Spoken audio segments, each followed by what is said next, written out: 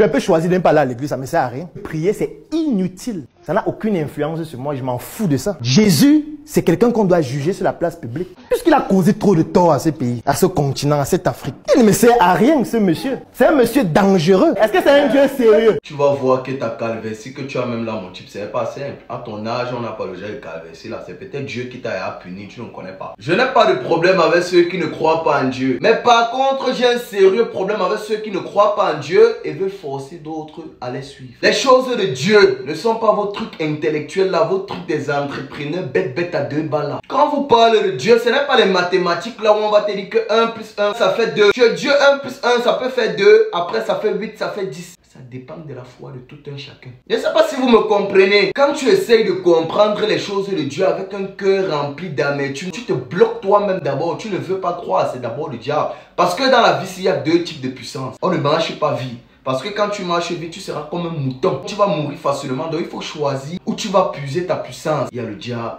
et il y a Dieu. Pour comprendre les choses de Dieu, tu dois avoir la foi. Ça ne s'explique pas. Tu vas devenir fou. Nous-mêmes, on ne force personne à croire en Dieu. Je ne sais pas pourquoi vous êtes toujours en train de forcer les gens à détester Dieu. Et les non-croyants ont toujours une excuse. C'est comme s'ils ont fait la réunion. Que non, Jésus est venu appauvrir les Africains. Vous êtes paresseux. Surtout les Camerounais. Dans la Bible, il n'est écrit nulle part que tu ne dois pas travailler, mon ami. Aide-toi et le ciel t'aidera. Si vous êtes paresseux, n'accusez pas Dieu. En bégant, ne prie pas. Les gars ne sont pas développés. C'est parce qu'ils savent que la prière se complète avec l'effort personnel. La procrastination, c'est un vilain défaut. C'est un péché. Il y a plusieurs personnes qui ne connaissent même pas ce que c'est que la prière. La prière, c'est juste la communication avec ton Père. Dieu ayant une certaine foi. Et tu diriges maintenant cette prière dans ce que tu entreprends dans ta vie en fait. Si tu es maçon, tu dis à Dieu que, pardon, je veux que quand il casse le parpaing, ce n'est pas trop dur, ça se casse comme je veux. Ce n'est pas Dieu qui descend du ciel pour casser ton parpaing, c'est toi-même qui casses ton parpaing. Mais tu as adressé, prier à Dieu pour qu'il te facilite les choses spirituellement. Tout ce qu'on fait physiquement, c'est des choses qui se sont d'abord passées spirituellement. Donc c'est pour ça qu'on prie. Peut-être toi tu crois que tu es païen, tu n'es même pas païen, il était 8 fois plus païen que toi. Mais c'est quand j'ai expérimenté Dieu dans ma life que je suis resté comme ça, il dit que mais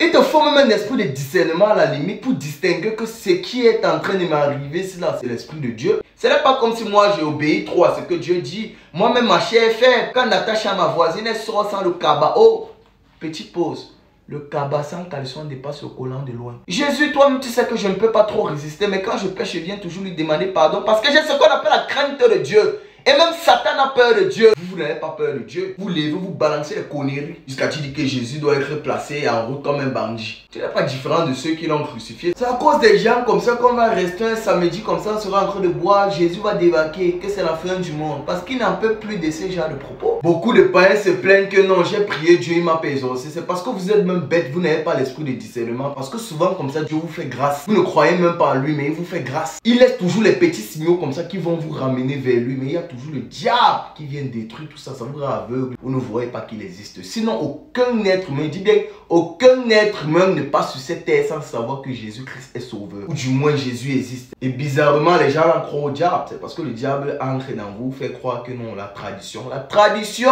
c'est le diable.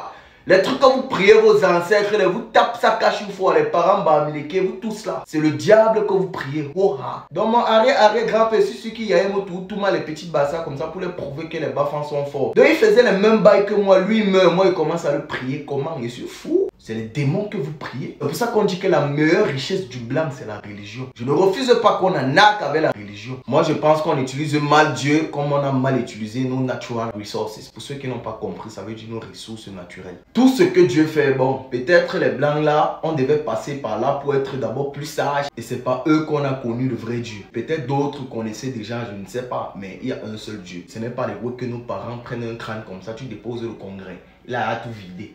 C'est le wish. Pour ceux qui connaissent la puissance de Jésus, on a expérimenté. C'est le bonheur. C'est la pure puissance. C'est une puissance blanche. On n'utilise pas Jésus pour faire du mal. Donc tout ce qui est mauvais, ça ne peut pas être Jésus. Vous êtes fous.